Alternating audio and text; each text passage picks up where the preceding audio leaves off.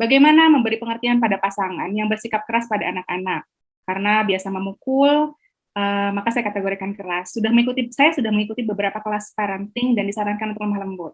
Tapi suami mengatakan bahwa anak boleh sesekali dikerasin sebagai efek jera dan tanggung jawab atas perbuatannya.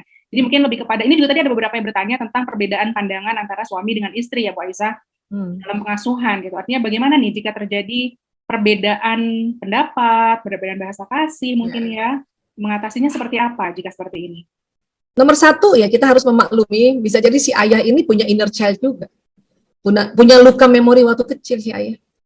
Karena dia dibegitukan kan sama orang tuanya. Ya. Dan tentu pola kekerasan itu kan memang pola zaman dulu, pola pasca kolonial. Nggak ada, di prophetic parenting nggak ada dalam Islam itu kekerasan. Kalaupun misalnya anak disuruh sholat, nanti 10 tahun disuruh, misalnya dikatakanlah dipukul, itu bukan memukul yang kasar, itu betul-betul cuma disentuh begini. Nah, ayo sholat yuk, gitu. Atau kakinya, ayo sholat yuk. Itu begitu, ya. Karena banyak sekali ahli tafsir semuanya mengatakan bukan dipukul yang dirotan apa, dia cuma ajak sholat gini, ayo sholat yuk. Dan coba deh ayahnya rubah dengan cara pendekatan bahasa kasih, itu anak langsung deh, nggak susah lagi. Karena tadi baru satu saya ceritakan tentang Ali Imran 159 saja, itu udah jelas-jelas ya. Maka karena rahmat Allah engkau bersikap lembut pada mereka. Jadi kalau ada orang tua sudah lembut, itu memang rahmat Allah turun.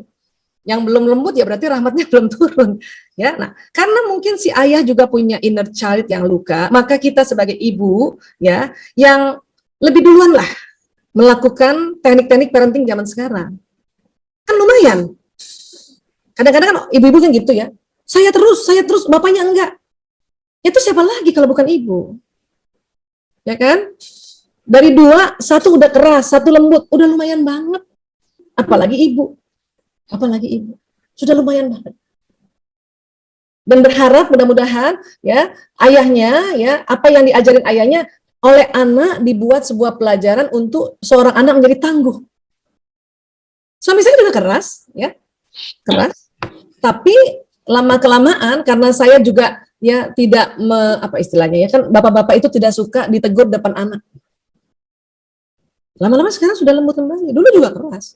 Kasar juga karena wataknya dan dia masih punya pengalaman dulu atau inner child dulu bahwa saya dikerasin makanya saya bisa jadi begini gitu. Ya. Nah, itu kita maklumi dulu. Pakai lagi Ali Imran 159. Sekarang gantian istri minta rahmat Allah untuk lembut sama suami. Karena kalau kita keras dan kasar sama suami, nanti dia menjauh. Maka maafkan nih. Ya Allah, saya maafkan suamiku, ya Allah. Sebut nama suami. Saya gitu, ya Allah, saya maafkan suamiku, Priyanto bin Sismadi, ya Allah. Ampuni dia, ya Allah. Dia masih keras sama anak-anak. Misalnya gitu ya dulu ya. Sebelum terjadi perubahan, karena saya doain terus. Dengan cara begitu, baru kita bisik-bisik. Ya, baru kita kasih tahu. Tapi sekali lagi, laki-laki nggak mau ditegur depan orang walaupun anak. Harus cuma berdua saja. Itu pun negurnya nggak boleh kasar. Makin dia dikasarin, makin dia ya merasa bahwa ini udah benar saya. Oh, jadi kasihan anak-anak nanti. Ya, dan kita ambil saja hikmahnya. Saya bilang sama anak-anak, insya Allah nak, kalau kamu sudah terbiasa keras sama ayahmu, satu ketika kamu di luar rumah, ketemu guru, ketemu dosen, ketemu bos yang keras, kamu udah biasa. Kamu tangguh. Wih, bener. Anak saya cerita tuh, untung ayah kita begini ya Bu, kenapa? Aku dapat dosen killer banget, tapi kita mah udah biasa. Ya. Jadi selantiasa saja kita ambil baiknya. Karena ya kita harus kasihan juga sama seorang suami yang memang sudah kita misalnya kasih tahu masih juga kasar ya, keras dan kasar. Kalau tegas lain ya. Ya, kalau tegas tidak pakai pukulan ya. Tegas tetap lembut ya bisa. Tapi kalau kasar ya kasar itu dan dia keras dan kasar itu lain itu. Itu hatinya keras dan kasar itu bahaya. Tapi kita juga pahami bahwa dia ada inner child-nya kasihannya. Udah, mau nggak mau istri lagi yang nanti akan mendoakan suaminya, mendampingi lagi suami. Memang begitu seorang perempuan, ya. Makanya perempuan kenapa harus belajar terus. Ada di mana-mana taklim ikut, itu dalam rangka supaya kita juga ya tetap dengan tangguh dan teguh untuk senantiasa dampingi. Yang didampingi bukan hanya anak tapi suami. Nah, tapi cobalah menggunakan teknik bahasa kasih tadi. Please cobalah dulu. Ya, coba deh. Banyak sekali perubahan. Ya, coba. Dan ingat, memang sekali lagi bukan 24 jam baterai itu di-charge, karena baterai itu di-charge 24 jam gembung, Bu. Sehari sekali saja. Atau ya 2 kali atau 3 kali gitu ya. Misalnya ada anak yang sehari dikasih 1 kali pujian masih juga suka mencela adiknya, berarti masih kurang tuh. Dia kalau perlu dia sehari yang 3 kali, pagi, siang, malam kita puji. Ya. Nah, seperti itu kira-kira, mudah-mudahan bisa menjawab. Oke, baik, saya lanjutkan ya. Oke, ini dari Ibu Sylvia Sukmadewi, Tangerang. Ibu, bagaimana cara merubah sifat anak yang jika menginginkan sesuatu mesti harus saat itu juga? Dia selalu menangis dan saya biarkan sampai dia berhenti. Setelah berhenti baru saya nasihati. Bagaimana solusinya? Anaknya ini laki-laki, umur 4 tahun. Tadi juga ada yang bertanya, Ibu, mengenai bagaimana menangani anak yang tantrum. Itu artinya bagaimana solusinya jika menemukan kondisi seperti ini. Terima kasih, silakan Ibu. 4 tahun. Yang ini 4 tahun, ya, betul. Ya, 4 tahun ini berarti ada baterai yang kosong nih. Kalau sampai dia ngotot minta sesuatu gitu ya, atau tantrum, dan tantrum pada saat usia ya di antara range 0 sampai 4 tahun tantrum, lihat dulu kenapa tantrumnya. Adakah dia berkebutuhan khusus ataukah dia anak normatif? Kalau anak Anda spesial needs tantrum itu kan memang karena kondisi loncatan listrik di otaknya tidak serapi anak-anak normatif. Jadi buat anak special need tantrum itu memang seperti itu, dia proses di dalam kepalanya, di otaknya ya. Tapi kalau anak normatif yang tantrum ya, dia tidak ada diagnosis misalnya autism atau ADHD dan sebagainya, dan kemudian dia tantrum, itu biasanya kalau teori pakai baterai kasihnya ada yang lowbat.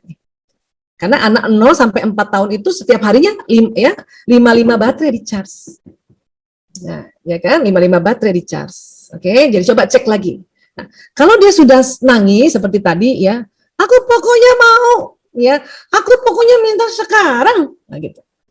Bunda pakai lagi 159 tadi Ali Imran dalam hati, astagfirullahaladzim. Ya, dalam hati, atau Bunda menyingkir sedikit untuk apa? Releasing. Astagfirullah ya Allah, mohon lemah lembut ya Allah saya maafkan dia ya Allah, anakku fulan bin fulan ya Allah, mau sekarang minta ya Allah, ampuni dia ya Allah. Nah itu yang harus dilakukan, itulah dialog pada Allah. Nanti Allah turunkan bala bantuan lewat para malaikatnya untuk diamkan itu anak. Sampai Bunda ulang-ulang, sampai Bunda tenang. Barulah datang untuk musyawarah. Kenapa sih nak? Aku mau sekarang, sayang. Ya. Nah, lihat lagi dulu nih, ya. Mulai kan sekarang kita baru belajar nih ya, baru belajar yang namanya bahasa kasih. Coba deteksi dulu nih anak-anak bahasa kasihnya ini. Ya, karena kita baliklah ya. Kalau kita charge baterai kasih anak-anak ini setiap hari, ya, dia nggak bakal sampai yang kayak gitu. Daripada nunggu tantrum baru kita atasi gitu. Percaya deh, insya Allah ya. Riset membuktikan dan saya juga secara empirik ya melihat kalau kita memberikan ya baterainya betul-betul setiap hari dengan konstan, apalagi anak dari 0 sampai 4 tahun 55 baterai itu kasih ya. Kalau sudah 5 tahun ke atas pokoknya yang baterai pertamanya, kalau perlu baterai keduanya kita kasih juga gitu. Yang lainnya kan nanti sekali-sekali gitu ya. Itu nggak sampai tantrum tuh. Kalau dia normatif ya. Nggak sampai tantrum. Makanya sekarang coba ya. Jadi kalau misalnya ditanya kalau nanti tantrum, nah berarti baterainya kosong. Mending sekarang ya jangan tunggu tantrum. Isi aja baterainya dulu. Oke? Kalaupun sampai tantrum, pakai lagi Ali Imran 159. Itu terus sampai kapan? Sampai kapanpun, sampai anak besar. Suatu ketika nanti ya, Bunda misalnya, anak yang tiba-tiba ketahuan rokok. Bunda bingung kan? Pakai lagi Ali Imran 159. Astagfirullahaladzim ya Allah. Mohon lemah lembut ya Allah. Aku mau bicara sama anakku ya Allah. Kenapa kita ingat? Karena Allah bilang, kalau kau keras dan kasar, dia tambah menjauh darimu. Itu ada ayat itu kan. Nyambung tuh ayat. Langsung lagi bilang, ya Allah saya maafkan anakku ya Allah, fulan bin fulan dia merokok ya Allah, ampuni dia ya Allah, ya Allah saya ulang-ulang saya maafkan anakku ya Allah, ampuni dia, saya maafkan anakku ya Allah, ampuni dia. Baru ajak musyawarah, baru ketuk kamarnya tuh anak, ini anak remaja misalnya kan, nah ibu mau bicara, itu anak belum lagi ibunya mau bicara dia langsung minta maaf ya Bu, aku ngerokok. Kenapa? Karena duluan Allah sudah kirim malaikat, kirim bala bantuan untuk kasih petunjuk hidayah pada itu anak untuk bicara sama ibu. Nah, barulah kita bisa musyawarah. Ya, dan pada saat tadi ya sudah musyawarah ini sekali lagi pada saat musyawarah kita harus bulatkan tekad. Karena banyak ibu-ibu pas udah musyawarah, udah ada hasil keputusannya, ibu-ibu lembek lagi. Ya. Jadi sekali lagi saya berharap sekali sahabat-sahabat buka lagi Al Imran 159 ya, resapi, pakai itu jadi auto skill kita. Ya. Karena itu pokoknya deh kalau udah Allah yang ajarin itu ya luar biasa ya. Adapun yang saya mencoba untuk hanya menekankan bagaimana cara menggunakannya, mengaplikasikannya ayat itu di dalam kehidupan kita sehari-hari. Seperti itu.